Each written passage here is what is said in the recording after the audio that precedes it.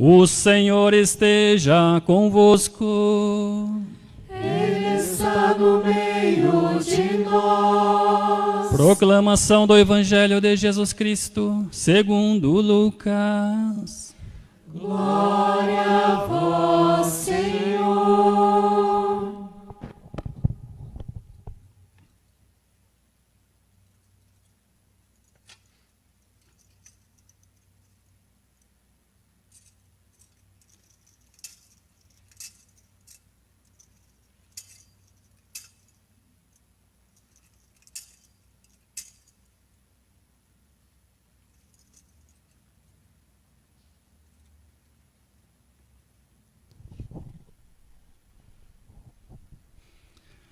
Naquele tempo, Jesus veio à cidade de Nazaré, onde se tinha criado. Conforme seu costume, entrou na sinagoga no sábado e levantou-se para fazer a leitura. Deram-lhe o livro do profeta Isaías. Abrindo o livro, Jesus achou a passagem em que está escrito: O Espírito do Senhor está sobre mim, porque Ele me consagrou com a unção para anunciar a boa nova aos pobres. Enviou-me para proclamar a libertação aos cativos e aos cegos a recuperação da vista, para libertar os oprimidos e para proclamar um ano da graça do Senhor. Depois fechou o livro, entregou-o ao ajudante e sentou-se. Todos os que estavam na sinagoga tinham os olhos fixos nele.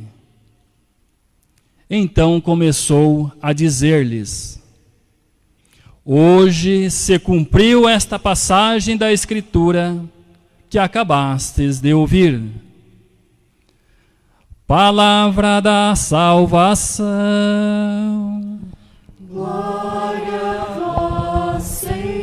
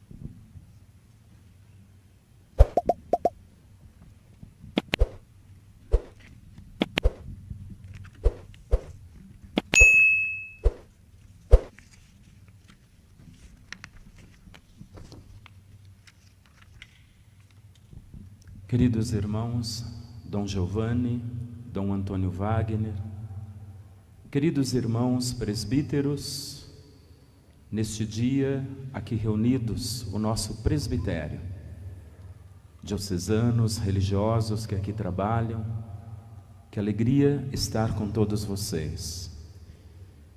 Queridos diáconos, seminaristas, religiosas, religiosos, querido povo de Deus, representando todas as paróquias da nossa querida Diocese de Guarapuava.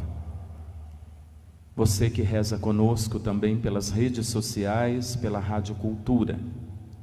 Que bom estarmos juntos. A cruz de Cristo seja a nossa glória. Que alegria então estarmos aqui para esta missa crismal ou dos Santos Óleos, ou da unidade. Um momento especial na vida da nossa igreja, como um todo, a Igreja Universal. E particularmente, um momento importante para a Diocese de Guarapuava. Neste tempo sombrio da história da humanidade, onde a pandemia do novo coronavírus ainda tem ceifado vidas, e onde as guerras alimentam o ódio e a divisão, estampando cruelmente a morte de tantos e tantos inocentes, como na Ucrânia, aqui estamos para proclamar a grandeza da fé, a beleza da vida e a força da sinodalidade. Missa Crismal. Já no século V da história da Igreja, na Quinta-feira Santa, nós tínhamos 3 missas. Pela manhã, uma missa destinada à reconciliação dos penitentes. Ao meio-dia, a missa onde se consagrava o óleo do crisma e o bispo abençoava os olhos dos catecúmenos e dos enfermos. Ao anoitecer, tínhamos a missa da vigília, que fazia a memória da ceia do Senhor. Alguns séculos depois, houve uma redução, permanecendo, como nos nossos dias, a missa crismal pela manhã e no início da noite, a missa da ceia do Senhor, iniciando o Tríduo Pascal. Mais de 15 séculos, e nenhuma mudança conseguiu influenciar o significado desta celebração de hoje e deste momento. Desde o início, sempre reuniu toda a diocese, o bispo e o seu presbitério, unidos na unção do Espírito Santo, para a celebração da unidade eclesial. Neste momento da história da Igreja, vivenciando o Sínodo 2021-2023, esta celebração adquire um significado ainda muito mais profundo, pois os presbíteros, ao redor do seu bispo, e o povo de Deus, assumem a sinodalidade como caminho indiscutível, para gerar comunhão, participação em vista da missão. Recordando o Papa Francisco, o caminho da sinodalidade é o caminho que Deus espera da Igreja do terceiro milênio. E estamos aqui para fazer ainda mais acontecer este sonho, este desejo de Deus, porque estamos a seu serviço. A liturgia dessa celebração é sinodal, voltada sobretudo para os presbíteros, que renovam as promessas sacerdotais. Na primeira leitura, o profeta Isaías, se referindo ao Messias, afirma: o Espírito do Senhor está sobre mim. E o profeta explica a razão, porque me ungiu. No Antigo Testamento, a unção geralmente trazia em si um significado religioso. O óleo, além de uma expressão visível desta bênção e da escolha divina, era também o sinal de santificação. Não é por acaso que, quando se observa o significado das palavras Messias e Cristo, ambas apontam para um mesmo significado: o ungido, o escolhido de Deus. Jesus é o ungido, o escolhido de Deus, para santificar e para salvar o seu povo, santificar e salvar a todos nós. Os sacerdotes são ungidos pelo Espírito Santo, com o óleo da alegria, explicita o profeta Isaías. Alegria que é dom e ao mesmo tempo é missão, porque é fruto do Espírito, afirma o apóstolo Paulo na carta a Gálatas.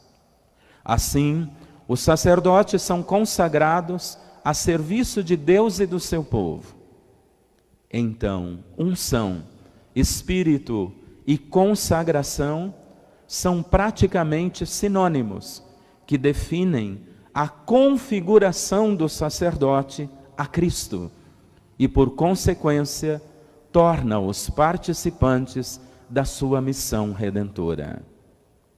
Quando Deus fala por intermédio do profeta Isaías acerca do Messias, também se apresenta como um Deus sinodal, que não apenas caminha e caminhará sempre intimamente com seu povo, mas o libertará de todas as amarras que poderão neutralizar e enfraquecer os passos da sinodalidade, ou a sinodalidade em todos os seus sentidos, como as doenças, a pobreza e a miséria, as injustiças, o ódio, a fome, as guerras e tantos outros males, bem como o comodismo, o individualismo, o egocentrismo e a indiferença tão reinante que o Papa tem apontado como vírus presentes em nosso meio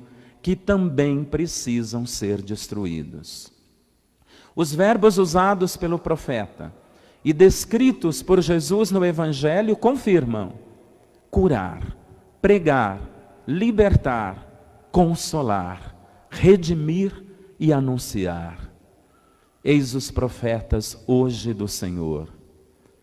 Assim, a sinodalidade sacerdotal, segundo o que acabamos de ouvir na palavra de Deus, ela parte da consciência de caminhar junto. E por que fazer o caminho? De juntar-se ao rebanho, queridos irmãos presbíteros, de misturar-se aos desafios, de cheirar as ovelhas, como lembra o Papa, mas sobretudo, pela unção recebida, ungir com o óleo da alegria, que implica o resgate e a promoção da vida em todos os seus sentidos, qualificando o rebanho do Senhor. E cada pessoa em particular, porque cada pessoa é única e é exclusiva para Deus. Como nos lembra Evangelii Gaudium, nós não temos na terra uma missão. Cada pessoa é uma missão, porque ela é importantíssima para Deus e ninguém a substitui. Pode fazer diferente, menos ou mais do que ela, mas ela é especial na vocação, na missão e na existência que o Senhor lhe dá. O evangelista afirma, depois da leitura, que Jesus, ou no final da leitura, que Jesus se sentou e todos tinham os olhos fixos nele. Sentar-se é uma posição de descanso diante do dever cumprido.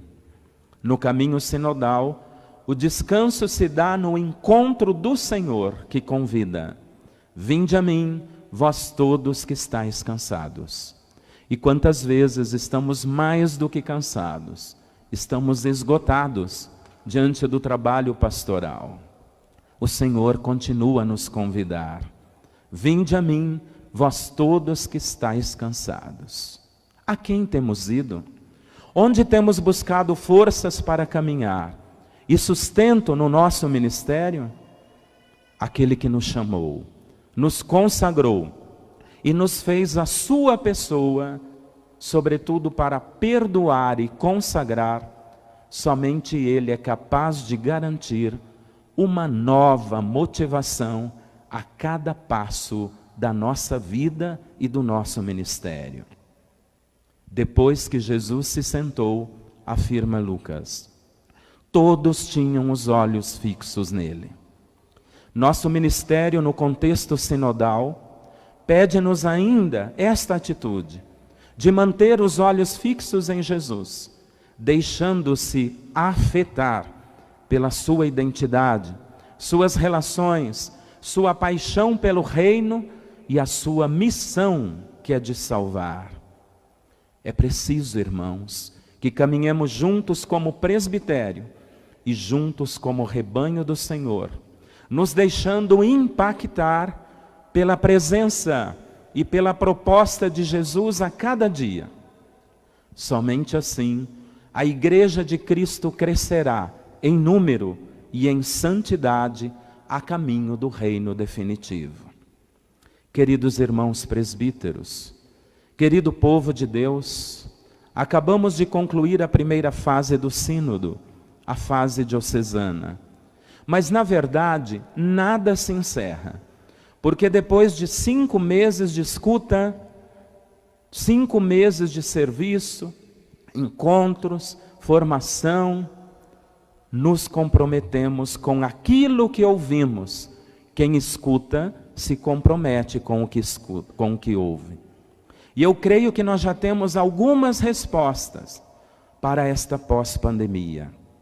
Então aproveitemos os questionários respondidos que ficaram em nossas paróquias, porque nós entregamos a síntese, mas tivemos um panorama ou um retrato de como anda cada paróquia e cada comunidade e as várias situações de um modo geral.